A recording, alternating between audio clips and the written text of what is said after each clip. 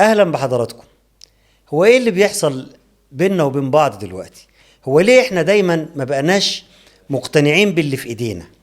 ما بقناش ليه مقتنعين باللي بنملكه؟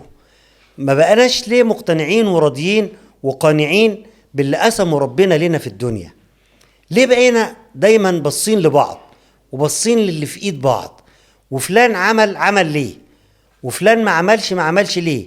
فلان اتجوز، طب اتجوز ليه؟ وفلان مبسوط، طب مبسوط ليه؟ وفلان اشترى عربية، طب اشتراها ازاي؟ وفلان بيشتغل الشغلانة دي ليه؟ ليه دايما شاغلين نفسنا ببعض ومش شاغلين نفسنا بأنفسنا؟ ليه بيحصل كده معانا؟ هل ده نقص في العقيدة عندنا؟ هل نقص في الإيمان؟ هل طغيان من الحياة المادية اللي بقت مسيطرة علينا؟ هل هو نكران أو رفض لاسمة ربنا ورزق ربنا لينا؟ احنا ليه ما بقناش مقتنعين وراضيين بحياتنا؟ ليه ما بقناش بنبص في اللي مكتوب لنا في الورقة بتاعتنا بس؟ ليه بنبص على بعض في كل حاجة؟ أنا أتمنى إن احنا نرجع إعادة صياغة أنفسنا. يرجع الإنسان المصري والإنسان الطبيعي والإنسان لطبيعته والوضعه والحياته الطبيعية. بيشغلني دلوقتي مقال كنت كتبته على الصفحة الخاصة بتاعتي، كنت مسميه فضلا لا تفسدوا القهوة. تعالوا معايا نشوف ايه القصة. كان في أستاذ جامعي اعتاد بعد ما أحيل للتقاعد فترة طويلة إنه كل فترة بيعزم دفعة من الطلبة الخريجين بتوعه اللي كانوا معروفين بالنسبة له. كان التقى الخريجين كلهم، وطبعا كان في منزل الأستاذ العجوز بعد سنين طويلة من مغادرة مقاعد الدراسة. اجتمعوا كلهم، وبعد ما كل واحد فيهم حقق نجاحات كبيرة في حياته العملية وخد أرفع المناصب وحققوا استقرار مادي واجتماعي، بعد ما تقابلوا وتبادلوا التحية والترحيب ببعض، وبدأ كل واحد فيهم زعلان من وضعه، بيتأفف من العمل ومن الحياة اللي تسببت لهم في كتير من التوتر. الأستاذ سابهم يتكلموا مع بعض وبعد عنهم شوية، وبعدين رجع معاه أبريق كبير من القهوة ومعاه فناجين من كل شكل ولون. الفناجين في فناجين صيني وفناجين ميلامين وفناجين إزاز وفناجين عادية خالص وفناجين ورقية وفناجين بلاستيك وفناجين كريستال، وهكذا تشكيلة كاملة من الأنواع للفناجين بتاعة القهوة. لكن القهوة نفسها موجودة في أبريق. بعض الأكواب كانت في منتهى الجمال، تصميم ولون، وبالتالي كان ثمنها غالي جدا. وبرضه كان في أكواب عادية موجودة في أفقر البيوت. فالأستاذ قال للطلبة بتاعته اتفضلوا كل واحد يصب لنفسه الفنجان بتاعه في الفنجان اللي هو عايزه. ولما أصبح كل واحد قام وصب لنفسه الفنجان بتاعه، اتكلم الأستاذ وقال لهم أنا لاحظت حاجة، انتوا كلكم سبتوا الأكواب العادية ورحتوا للأكواب الغالية والجميلة، ونظركم واختياركم وقع عليها، وسبتوا الأكواب العادية. من الطبيعي ان كل واحد بيتطلع منكم ان هو يكون الأفضل، وبيتطلع ان هو ياخد الحاجة الأحسن، وده بالظبط اللي عامل لكم القلق والتوتر. انتوا عمركم ما كنتوا في حاجة للفناجين، ولا في ان هي غالية ولا رخيصة، ولا سعرها كام دي ولا دي سعرها كام. انتوا كنتوا في حاجة ان انتوا تشربوا القهوة اللي جوه الكوب اللي جوه الفنجان، لكن انتوا نسيتوا القهوة خالص ودورتوا على شكل الفنجان. ايه الفنجان الحلو الجميل اللي سعره غالي. وبعد كده لاحظت ان كل واحد فيكم كان بيراقب الفنجان اللي في ايد صاحبه او في ايد زميله.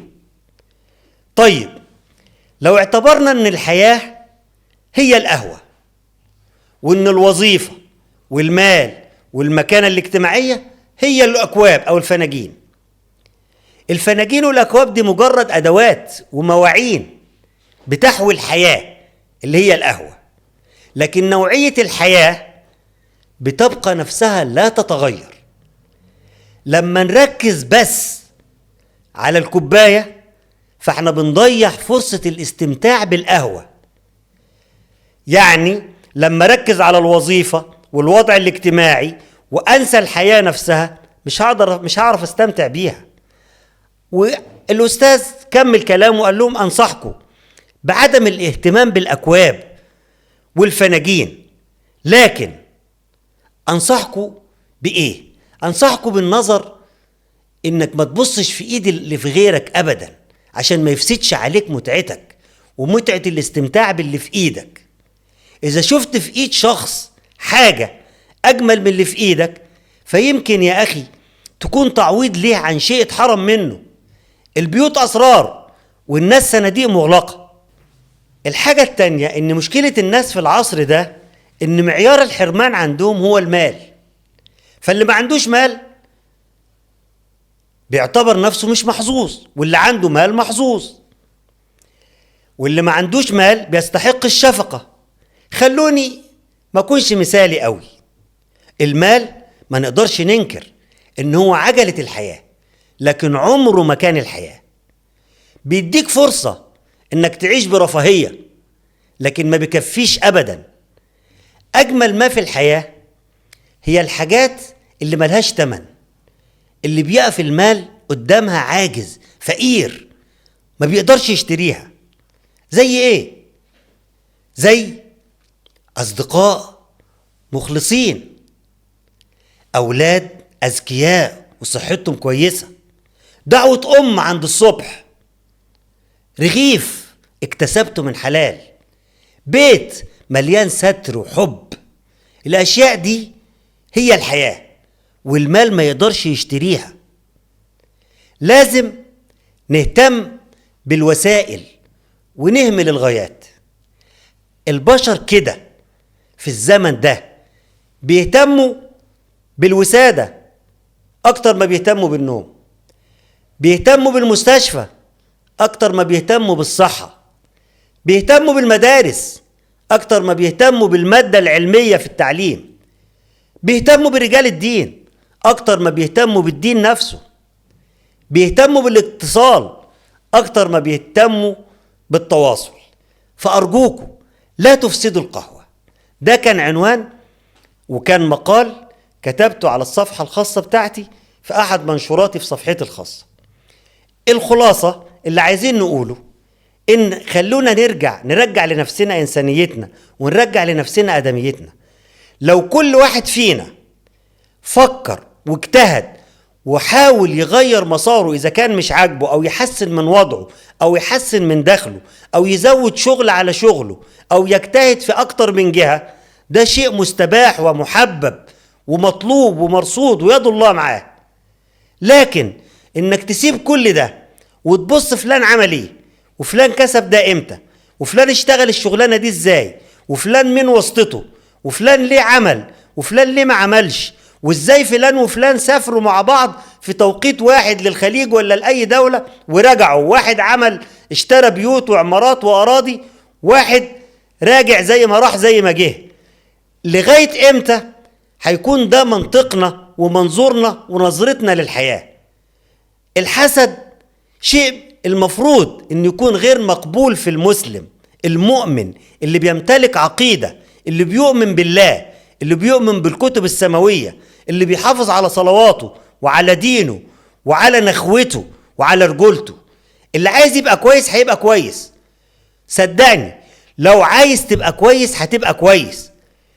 دايما كنا بنؤمن بحكمة زمان كانت بتقول إن تحديد الهدف هو نصف تحقيقه.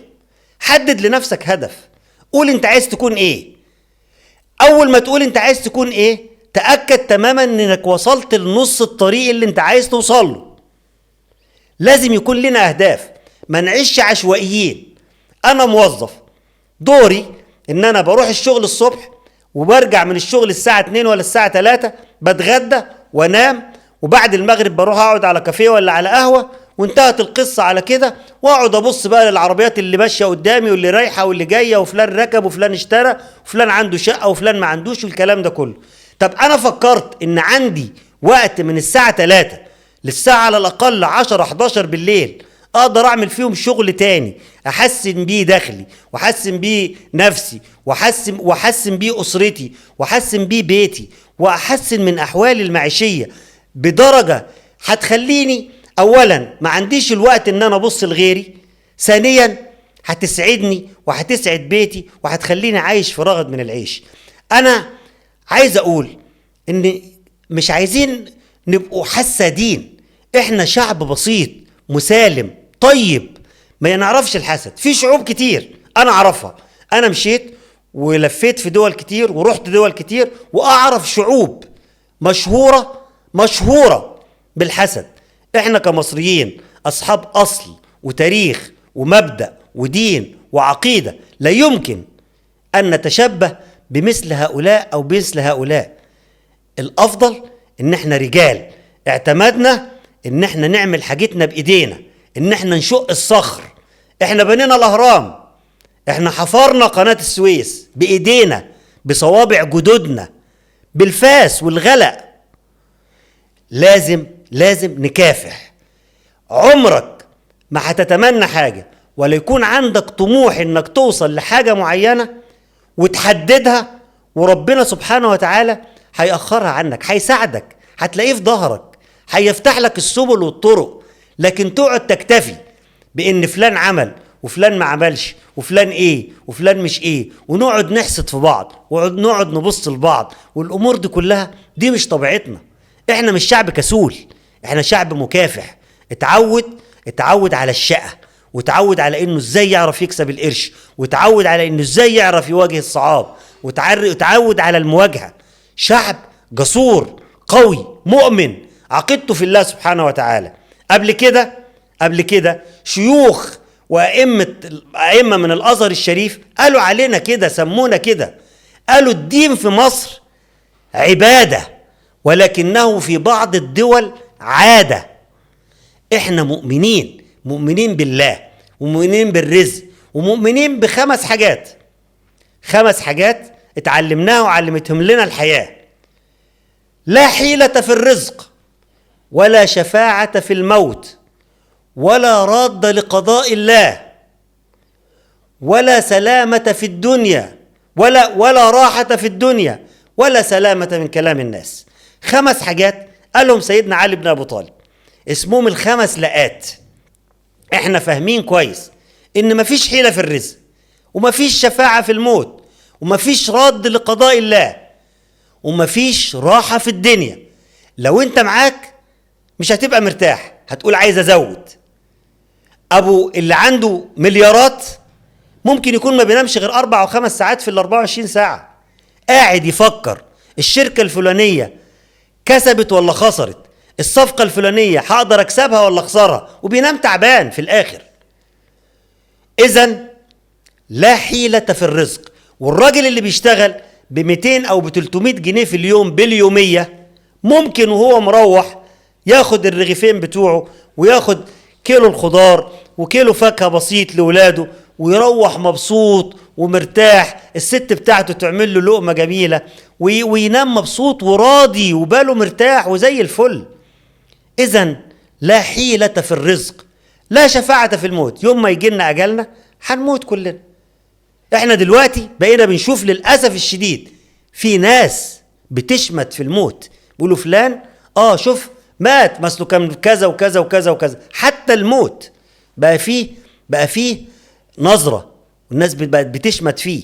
الموت كمان لو واحد مات وابنه بسم الله ما شاء الله عمل له عزا كويس او عمل له كذا كذا، يقول لك شوف عمله بكام، شوف صرفه كام، شوف خلوا ايه، شوف يعني بيتدخلوا في كل حاجة، بيحسدوا الميت على الجنازة بتاعته. يا جماعة احنا مش كده، احنا طبيعتنا مش كده. احنا مصريين مؤمنين، عندنا دين وعقيدة وإيمان وإسلام وحب للغير، ونسيجنا الوطني متكامل ومترابط، كلنا نعرف بعض وكلنا لنا علاقة ببعض. سبق وقلت أنا قبل كده ان النسيج المصري، وده اللي محير العالم كله، النسيج المصري لا يمكن ان ينفرد بسهولة. وده احتاروا فيه كلنا. لما بيدخلوا الشعوب عشان يخربوها بيدخلوا بمنتهى السهولة، يفرقوا بين أقباط ومسلمين، بين سنيين وشيعيين، بين بيض وسود، بين كذا، بمنتهى السهولة. لكن في مصر في حاجة مش قادرين يوصلوا لها ولا قادرين يخترقوها، هو النسيج الاجتماعي.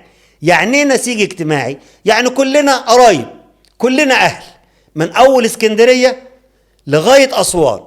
لو في قطر طالع من محطة سيدي جابر في اسكندرية وطالع على أسوان وراكب فيه ناس، واحد قاعد جنب زميله على الكرسي، هيقعدوا يدردشوا، مش مسافة طويلة، 20 ساعة ولا 18 ساعة قاعدين جنب بعض، فهيبدأوا يتكلموا من أول ما المحطة تبدأ. هيتعرفوا على بعض، أنت منين؟ أنا من أسيوط. وأنت منين؟ أنا من كفر الدوار. طب أنا ابن عمي كان شغال ضابط في الحتة الفلانية، يقول له ده أنا أخويا عايش في كفر الدوار بيبيع عنده العمارة الفلانية وعنده محل العصير الفلاني. هيطلعوا قرايب وحبايب ونسايب وهم قاعدين جنب بعض ما يعرفوش بعض بعد ما القطر يتحرك بربع ساعة ولا نص ساعة. إذن احنا كلنا نسيج واحد، ولو دورنا في بعض هنلاقي نفسنا كلنا كمصريين أسرة واحدة وعيلة واحدة وبيت واحد. لازم نرجع نحب الخير لبعض، لازم نرجع نعتمد على نفسنا في كسب قوتنا وكسب مالنا وفتح بيوتنا. لازم نبطل النظرة التشاؤمية، لازم نبطل نظرة العين للحاجات اللي احنا مش طايلينها. لازم ما نبصش عشان نكونوا مرتاحين وراضيين، لازم ما نبصش دايما للي أعلى مننا في المستوى المادي. هو فلان قاعد في شقة ب10 مليون وب15 مليون في الكومباوند الفلاني، وانا قاعد في حاره في الحته الفلانيه في البتاع. طب وانت ليه بتبص؟ طب انت قاعد في حاره وقاعد في شقه اوضتين وصاله مع المدام بتاعتك ومع اولادك، في غيرك الاسره كلها قاعده في اوضه واحده. طب اللي قاعدين في اوضه واحده في غيرهم قاعد على الرصيف. اذا ما تبصش للي اعلى منك، بص للي اقل منك. لو بصيت للي اقل منك تاكد انك هتحمد ربنا وهتشكره، وهيكون عندك إيمان وهيكون عندك قناعة وهيكون عندك رضا. وهي دي الحاجات اللي بتتجمل بيهم الحياة، واللي بيرضى بيهم الإنسان عن نفسه وعن دنيته وعن حياته. أشكركم وألتقي بكم في لقاءات أخرى قادمة، وكل عام وحضراتكم بخير.